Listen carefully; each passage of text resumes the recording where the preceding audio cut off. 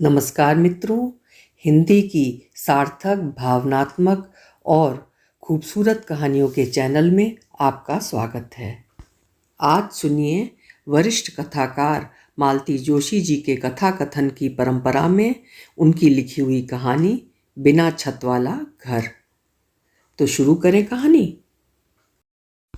सुबह सुबह किचन में खटर पटर सुनकर मैं कमरे से बाहर आई। देखा सौम्या गैस के पास खड़ी है। इतनी सुबह किचन में क्या कर रही हो? चाय बना रही हूँ। तो मुझे आवाज़ दे देती ना। मुझे लगा रात इतनी देर से सोए हो तुम लोग, देर से ही उठोगे, इसीलिए मैं भी लेटी रही। इन्हें ना सुबह 6 बजे चाय पीनी होती है, छुट्टी के दिन भी। हाँ, मन हुआ तो चाय पीकर फिर सो जाएंगे। अच्छा मम्मा, आपकी भी बना दी है, ब्रश करके ले लेना, कहते हुए वो ट्रे में दोनों कप लेकर ऊपर चली गई। मुझे इतना ताव हो रहा था, मान लो रोज की आदत है भी तो क्या, उसमें एक दिन बदलाव नहीं हो सकता। आधी रात को सोई लड़की को अलस सुबह जगा दिया। पग फेरे के बाद पहली बार आई है सौम्या, वो भी कॉलेज के एल्यूमिनी के लिए। दोनों साथ ही पढ़े हैं, इसीलिए समीर भी आया है। कल सुबह की फ्लाइट से दोनों आए थे। आते ही नहा धोकर निकल गए थे, जो शाम को लौटे थे। फिर तैयार होकर जो गए तो आधी रात को लौटे थे। माँ के पास इत्मीनान से 5 मिनट बैठने का भी बेटी के पास समय नहीं है। लोग ठीक ही कहते हैं, शादी के बाद बेटी पराई हो जाती है। 9 साढ़े 9 बजे वो नहा धोकर जूठे कप प्लेट लेकर नीचे उतरी। पार्वती करेले छील रही थी। हाथ बढ़ाकर उसने पहले तो ट्रे ले ली, फिर सौम्या को गले से लगाकर खूब प्यार किया। कल की आई हो बिटिया, और हमें आज दर्शन मिल रहे हैं, उसने शिकायत की। हमें भी सिर्फ दर्शन ही मिले हैं पार्वती, कसम है जो 5 मिनट पास बैठकर बात की हो, मैंने कहा। हम दोनों की शिकायतों को नज़रअंदाज कर उसने कहा, मम्मी घर में कोई और सब्जी होगी? दम आलू भी बना रही हूँ। तुम्हें भरवा करेले पसंद है ना, इसलिए परसों से लेकर रख लिए थे, पर कल तुम दोनों का दोनों वक्त का खाना बाहर ही था, इसीलिए आज बना रही हूँ। ये ना करेले बिल्कुल नहीं खाते, और कोई सब्जी हो तो देखती हूँ, कहकर वो फ्रिज खंगालने लगी। फिर 4-5 बैंगन पार्वती को पकड़ाते हुए बोली, काकी थोड़ा मसाला बचा लेना और इनमें भर देना, पर मिर्च बहुत तेज तो नहीं है ना, ये ना तीखा जरा कम खाते हैं। पार्वती बिटिया कितना बदल गई है देखा, कहाँ समीर समीर की रट लगाए रहती थी और अब इन्हें इन्हें उन्हें ये वो। अम्मा जी कहती हैं बड़ों के सामने नाम नहीं लेना चाहिए, सौम्या ने कहा। ठीक ही तो कहती है वो, और तुम भी बेटा ठीक ही कर रही हो। दिन भर जाप करना कोई अच्छा थोड़ी ही लगता है, आजकल यही रिवाज चल निकला है। वो 15 नंबर वाली मेम साहब तो साहब को बबलू कहकर पुकारती हैं। शुरू में तो मैं समझती थी कि बेटे को बुला रही हैं। अरे नाम ही लेना है तो ढंग से तो लो। मुझे जिस बात से चिढ़ हो रही थी, पार्वती उसी की तारीफ कर रही थी। शादी को मुश्किल से साल भर हुआ है और सौम्या कितना बदल गई है। अम्मा जी की बात उसके लिए अब वेद वाक्य बन गई है। मुझे बेवजह गुस्सा आने लगा। दोपहर भोजन के समय मैंने समीर से कहा, आज तो खाना मैंने अपने मन से बना लिया है, पर शाम को क्या खाना चाहेंगे बताओ, वही बनाऊंगी। छोले पूरी, पाव भाजी, आलू पराठे, खीर, पूरी, मेथी पूरी। मम्मी जी, उसने मेरी बात काट कर कहा, शाम को तो हम लोग बुआ जी के यहाँ जा रहे हैं। कौन बुआ जी? बाबूजी के दूर के रिश्ते की बहन है। यहाँ हॉस्टल में था ना, तो अक्सर छुट्टी के दिन उसके यहाँ चला जाता था। इस बार भी मिलने जाने का प्लान था, पर उनका आदेश हुआ कि खाना यहीं खाओगे। उस आदेश को टाला नहीं जा सकता, नहीं तो कहेंगे लड़का शादी के बाद बदल गया है। अरे तो तुम लोग क्या सिर्फ नाम करने मेरे यहाँ आते हो? मेरे हिस्से तो आते ही नहीं हो। मम्मी जी कल का पूरा दिन आपके नाम। सुबह हम लोग कहीं घूमने जाएंगे, शॉपिंग करेंगे, पिक्चर जाएंगे और बाहर ही कहीं खाना खाएंगे। बाहर क्यों? घर लौटकर कब खाना बनाएंगी? एक दिन तफरीह ही सही। और कल की पूरी शाम आपकी बेटी और आपके नाम।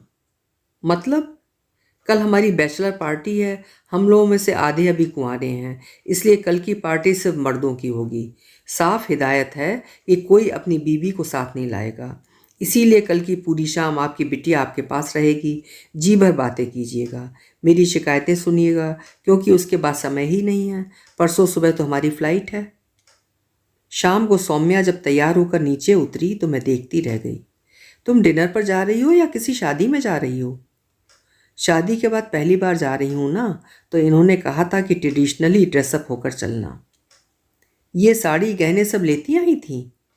हाँ, एक बार तो जाना ही था, चाहे मिलने ही जाती। वैसे भी दुपट्टे से सिर ढकने में प्रॉब्लम होती है, बार बार सरक जाता है, साड़ी ठीक रहती है। वहाँ सिर ढकोगी?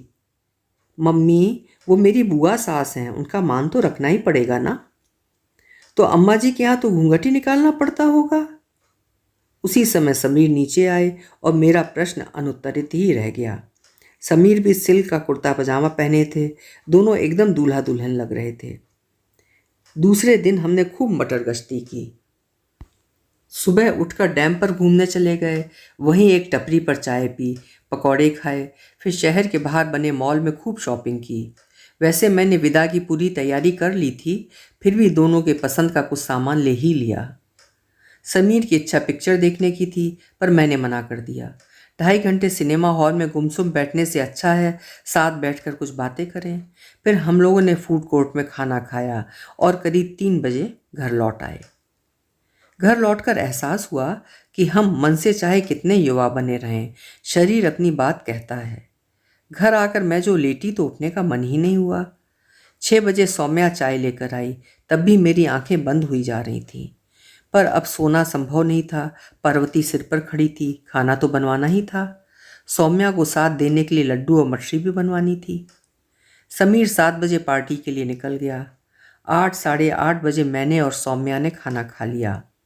सौम्या बोली, मम्मा, मैं यहीं आपके पास लेटी हूँ, ये आएंगे तो मैं दरवाज़ा खोल दूँगी, आप मत उठना। पिछले 2 दिनों से हम लोग आपकी नींद खराब कर रहे हैं। इसके लिए इतना क्यों सोच रही हो? अकेली होती हूँ तो सोती ही रहती हूँ ना। कोई सीरियल वगैरह देखना हो तो देख लो, मेरा तो आजकल सब छूट गया है। घर में कोई नहीं होता तभी टीवी कंपनी देता है, पर अब तुम सामने बैठी हो तो मैं वो नकली दुनिया क्यों देखूं? कुछ देर हम दोनों के बीच मौन पसरा रहा। फिर मैंने पूछा, समीर लोगों की पार्टी में पीना पिलाना भी होता होगा ना? शायद। समीर पीता है? मेरा प्रश्न उसने जैसे सुना ही नहीं। बोली, मम्मा, दीदी के क्या हाल चाल हैं? बहुत दिनों से कोई खबर ही नहीं है।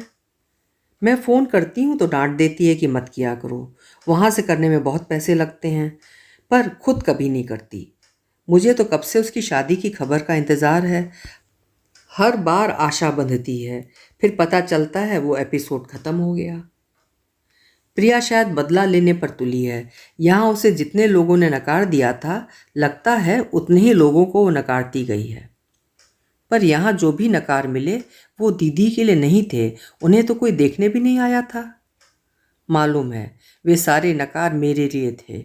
इस देश की ट्रेजेडी है, अगर कोई विधवा अपने बलबूते पर बच्चों को बड़ा करती है तो प्रशंसा की झड़ी लग जाती है, लोग संवेदना से भीग जाते हैं।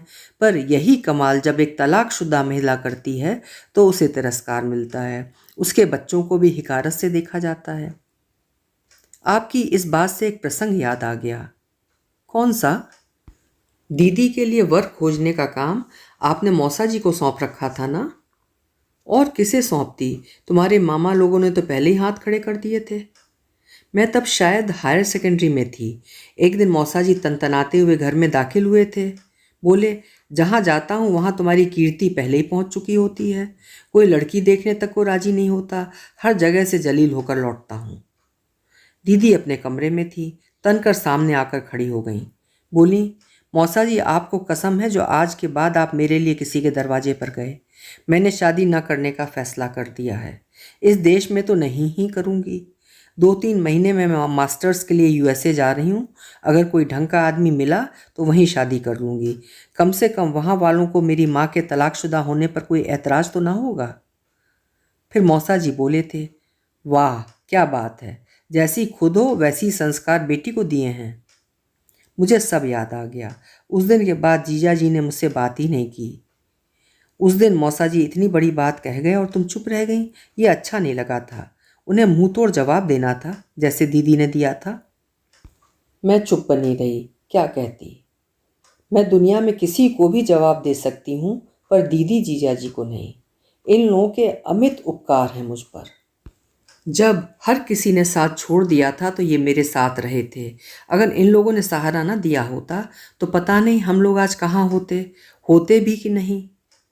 मम्मा, बहुत छोटी थी मैं उस समय, हायर सेकेंडरी की छात्रा थी, पर यह प्रसंग जैसे मेरे मन में घर कर गया था। उस दिन से मन में एक डर सा बैठ गया था कि जब मेरी शादी की उम्र होगी तो हम लोगों को फिर से इन्हीं सब बातों से गुजरना पड़ेगा। इसीलिए जब समीर ने मुझे प्रपोज किया तो मैंने एकदम हाँ कर दी। वो मुझे अच्छा लगता था, पर मैं उसके बारे में ज़्यादा कुछ नहीं जानती थी। मुझे उसके परिवार के बारे में, उनके आचार विचार के विषय में, आर्थिक आधार के बारे में भी कुछ पता नहीं था। मन में बस एक ही बात थी कि आज इस व्यक्ति ने मुझे शादी के लिए पूछा है, फिर ऐसा संयोग बने ना बने। मैं तो तुम्हें प्रिया की तरह आगे की पढ़ाई के लिए बाहर भेजना चाहती थी, पर तुम्हें शादी की उतावली थी। वो तो अच्छा हुआ कि समीर सजाती यही था, नहीं तो उसके माँ बाप राजी थोड़े ही होते। मुझे तो आश्चर्य है कि मेरा तलाकशुदा होना तुम्हारी शादी में आड़े नहीं आया। बाबूजी थोड़ा नाराज थे, पर अम्मा जी ने बहुत जतन करके उन्हें मना लिया था। वे अपने इकलौते बेटे की खुशियाँ छीनना नहीं चाहती थीं। दोनों बहनों ने इनकी खूब वकालत कर बाबूजी को राजी किया। बस अम्मा जी ने इतना ज़रूर कहा कि अड़ोस पड़ोस में ये कहना कि तुम्हारे पिताजी अब इस दुनिया में नहीं हैं। मम्मा, ये सुनकर तुम्हें बुरा तो नहीं लगा ना? किस बात का? यही कि अम्मा जी ने ऐसा कहा। नहीं, उसमें बुरा लगे जैसा क्या है? जिस व्यक्ति का अस्तित्व तुम्हारे लिए कभी था ही नहीं, उसका होना क्या और ना होना क्या? मम्मा, एक बात कहूँ, बुरा तो नहीं मानोगी? बोलो।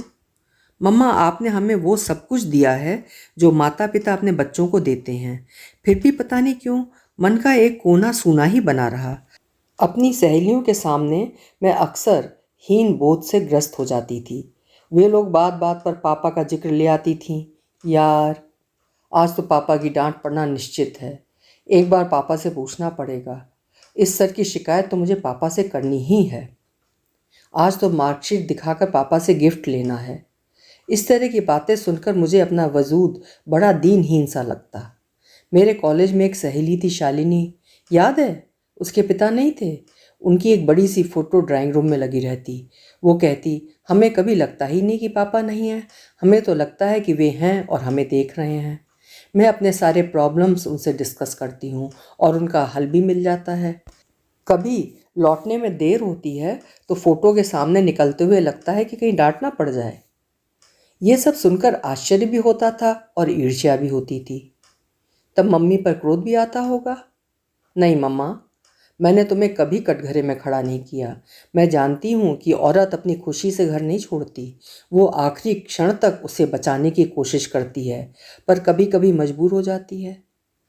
थैंक यू बेटा, मुझे क्लीन चिट देने के लिए, and thanks for sharing your feelings with me. अभी आपने कहा था ना मम्मा, मैं शादी के लिए उतावली हो रही थी। ये सच है मम्मा। शादी के बहाने मैं एक मुकम्मल घर के लिए उतावली हो रही थी। मुझे ऐसे घर की तलाश थी जहाँ प्यार करने वाली पर समय समय पर डांटने वाली माँ हो, खूब लाड़ करने वाले पिता हों, पर उनके कड़े अनुशासन का मन में एक डर हो। सहेलियों की बातें सुन सुनकर, अपने आसपास देखकर मेरे मन में कल्पना उभरती थी। मुझे लगता था घर माँ की तरह होता है जो अपने में सब कुछ समेट लेता है, और पिता छत की तरह होते हैं जो आंधी पानी सर्दी गर्मी से घर की रक्षा करते हैं। इसी परिप्रेक्ष्य में मुझे कभी कभी लगता था कि हम ऐसे घर में रहते हैं जिसकी छत उड़ गई है और हम खुले पड़े हैं। सॉरी मम्मा। सॉरी किस लिए? It is a fantastic idea. मैं और भी कुछ कहना चाहती थी कि उसका मोबाइल बज उठा। सौम्या फुर्ती से उठी और उसने दरवाज़ा खोल दिया। मेरी नींद में खलल ना पड़े इसलिए समीर ने उसे मिस्ड कॉल दिया था। उसकी इस समझदारी पर मुझे प्यार आ गया। वे दोनों सोने चले गए, लेकिन मुझे देर तक नींद नहीं आई। बार बार यही सोचती रही कि कहीं मैंने अपनी बेटियों के साथ अन्याय तो नहीं किया। सौम्या कह रही थी कि कोई औरत खुशी से अपना घर नहीं छोड़ती। मैंने 2 बार घर छोड़ा था, दोनों ही बार स्थितियां असहनीय हो गई थीं। पहली बार घर छोड़ा तब प्रिया 5 साल की थी। उसे लेकर मैं मायके पहुंच गई थी और जाती भी कहाँ। ऐसी परिस्थिति में स्वागत की आशा करना व्यर्थ था। उन लोगों ने घर में ले लिया, यही बहुत था। 4-5 महीने सब कुछ ठीक चलता रहा, पर धीरे धीरे सबके चेहरों पर ऊब, खीज और बेजारी नजर आने लगी। माँ बाप मेरी चिंता में डूबे जा रहे थे और फिर एक दिन बाबा का हृदयाघात से निधन हो गया। तब मुझे घर आए 1.5 साल हो चुका था। माँ का आक्रोश सांत्वना से परे था। वे विलाप के बीच कहती जा रही थीं, इसकी चिंता उन्हें खा गई, नहीं तो वे इतनी जल्दी मरने वालों में से नहीं थे। बाबा की मृत्यु के बाद घर का वातावरण धीरे धीरे बदलने लगा। जो अब तक आंखों में था वो होठों पर भी आने लगा। चुपचाप सुन लेने के सिवाय मेरे पास कोई चारा ही नहीं था। 2 महीने बाद माँ को साथ लिवा ले जाने के लिए दीदी फिर आईं। उन्होंने सब देखा और कहा, अपमान ही सहना है तो अपने घर में सही, इनके दरवाजे क्यों पड़ी हो? इस छोटी सी बच्ची के मन पर क्या असर होता होगा, ये सोचो। दीदी केवल कहकर ही नहीं रुकी, उन्होंने मध्यस्थता करके हमारी सुलह करा दी। 1.5-2 साल जैसे तैसे बीत गए और सौम्या का जन्म हुआ। दूसरी बेटी को जन्म देना मेरा घोर अपराध था जो क्षमा नहीं किया गया। कभी कभी लगता है कि बेटी का तो बहाना था, असली रंजिश कुछ और ही रही होगी। स्थितियां जब असहनीय हो गईं तो मैंने दीदी को लिखा, तुम ही मुझे इस नरक में पटक गई थी, तुम ही बाहर निकालोगी। दोबारा माँ के यहाँ जाने की मेरी हिम्मत नहीं है। तुमने मदद नहीं की तो दोनों लड़कियों को लेकर मैं किसी कुएं तालाब में छलांग लगा दूंगी। दोनों मियाँ बीबी भागे भागे आए और हम तीनों को अपने घर ले गए। 3-4 साल तक मैं वहीं रही। वहीं मैंने अपना बीएड पूरा किया, एमए फाइनल किया, तलाक की प्रक्रिया भी वहीं पूर्ण की। छोटी मोटी नौकरी लगते ही अपना अलग घर बना लिया। डरते डरते माँ को बुलावा भेजा। उन्होंने जरा भी नानुकुर नहीं की और मेरे पास चली आईं और अंत तक यहीं बनी रहीं। इससे साफ जाहिर था कि घर का वातावरण कितना विषाक्त हो गया था। बच्चे और घर माँ को सौंप कर मैं निश्चिंत हो गई। फिर नौकरी के साथ साथ पीएचडी भी करती रही। धीरे धीरे मैंने अपना एक मुकाम हासिल कर लिया। बेटियों को भी लायक बना दिया है। उनके लालन पालन में मैंने कोई कसर नहीं छोड़ी। उन्हें वो सब दिया जो मध्यवर्गीय माँ बाप अपने बच्चों को देते हैं।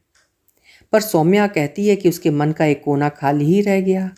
वो जिस तरह से पति की सेवा में जुटी है, जिस तरह से ससुराल वालों के प्रति विनम्र हुई जा रही है, लगता है जो खो गया है उसे दूसरी तरह से प्राप्त करना चाहती है। कल तो मेरे प्रति भी इतनी विनम्र हो रही थी, बार बार आप कहे जा रही थी। इतना अजीब लग रहा था मुझे। सुबह दोनों जब तैयार होकर नीचे उतरे तो मैं सौम्या को देखती रह गई। नेवी ब्लू स्कर्ट और सफ़ेद फ्रिल वाले टॉप में वो एकदम गुड़िया सी लग रही थी। हाय कितनी प्यारी ड्रेस है, अच्छी है ना? पिछले महीने ये जर्मनी गए थे ना, वहाँ से लाए थे। मैं तो डर रही थी तुम पता नहीं क्या कहोगी। इतनी दकियानूस हूँ क्या मैं? अच्छा अब ये बताओ तुम्हारा टीका करूँ कि नहीं? इस ड्रेस के साथ अजीब तो नहीं लगेगा? मामा, ड्रेस अपनी जगह है और संस्कार अपनी जगह।